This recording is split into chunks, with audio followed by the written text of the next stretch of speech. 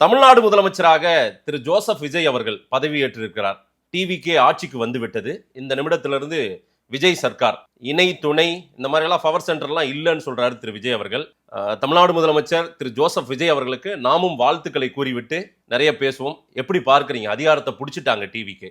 இல்லை, அவரை பொறுத்த வரைக்கும் அதிகாரத்துக்கு புதியவர், ஆட்சிக்கு புதியவர், அரசியலுக்கு புதியவர், இந்த அத்தனையும் புதியவர்.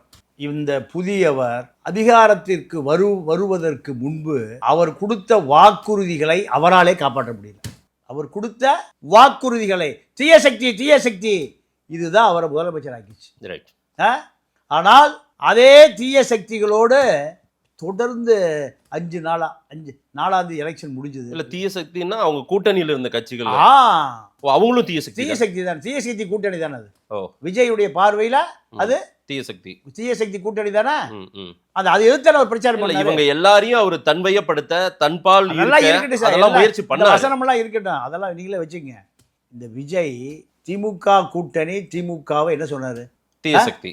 இப்ப அந்த தீய சக்தியினுடைய தயவில் தான் இந்த தூய சக்தி எங்க போயிருக்காரு? கோட்டைக்கு போயிருக்கு. அப்போ அந்த தீய சக்திகள், திமுகவுடைய தீய சக்திகள் 2 விசிகா, 2 சிபிஐ, 2 சிபிஎம், 2 முஸ்லீம் லீக் எம்எல்ஏக்களை சொல்றீங்க. எம்எல்ஏக்கள் இந்த அத்தனை பேரும் 5 காங்கிரஸ், இந்த அத்தனை பேரும் என்ன சொல்லிட்டாங்கன்னா, நாங்க திமுக கூட்டணியிலே தொடருவோம், திமுக கூட்டணியிலே தொடருவோம், தீய சக்தியாகவே இருப்போம், ஆனால் உனக்கு ஆதரவு. இது என்ன பாலிசி? இது என்ன கொள்கை?